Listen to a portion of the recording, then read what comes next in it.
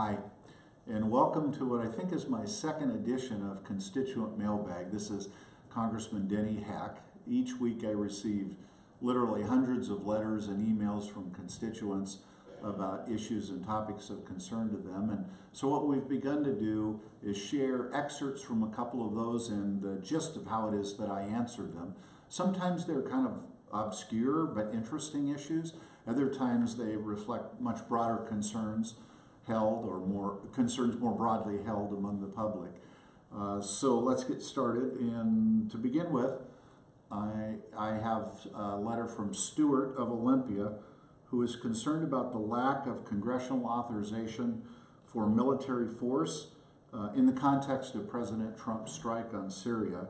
He has noticed that it has become normal for sitting presidents to commit strikes without congressional approval, and is wondering if I will speak up against this.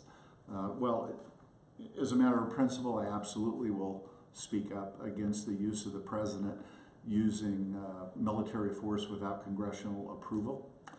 So the situation in Syria, however, cannot pass without being commented upon.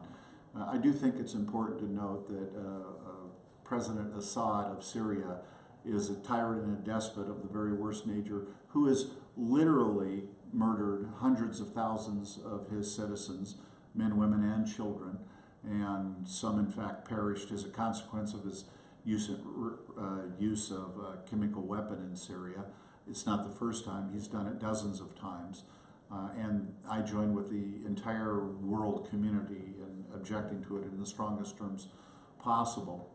In response to that, President Trump decided to go ahead and use military force, or kinetic force as we call it here, when he ordered airstrikes with just over 100 Tomahawk missiles on 3 facilities associated with either research and development or storage of chemical weapons. The problem is that I believe that it was extra legal. What I mean by that is I don't think he had the legal authority to do it. The War Powers Act specifically authorizes the president to use military force on a specific and ongoing basis if Congress authorizes the authorized use of military force. We call it an AUMF. And here's what's happened. After 9/11, Congress adopted an AUMF, and it's been used throughout the Middle East and a whole bunch of countries in consequence of 9/11, but actually applied in instances that really bear very little relationship to 9/11, and in fact the strike on Syria would constitute one of those. The president cited his authority under Section 2 of the Constitution to protect the national interest, and I think there's a great big question to be asked is what is the direct national security interest of his strike in Syria? So what I would advocate for, frankly, is that Congress ought to fulfill its constitutional responsibility to give the president authority when and if it is called for. I would suggest that when we do that, it ought to be unlimited, in fact time limited in specific terms, so that we don't get ourselves into the situation where for 17 years any president can use it in a variety of situations. It's a good question, Stuart, you're right. This is of dubious legal authority on the part of the president, notwithstanding the horrific nature of the underlying act by President Assad. So secondly, we have Melanie and David, also from Olympia, who are concerned about the new citizenship question that is proposed to be asked in the 2020 census. They think it will cause people not to want to participate in the census for fear that they'll be deported if they do not have documents. And frankly, they assert that they personally intend not to answer that question in protest for its inclusion. So my point of view on inclusion of the citizenship question in the census survey is this. The census survey is constitutionally provided for, since the founding of the Republic, to be undertaken every 10 years.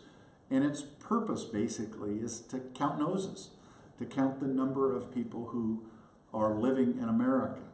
My problem with inclusion of the citizenship question is that fewer people will be likely to participate if they think that this might be used against them. More about that in a minute. And if you remember that the purpose of the census is to get an accurate count of how many people are living here, it seems to me to defeat our very own purpose. Now, back to the question of will they refuse to participate for fear that it might be used against them.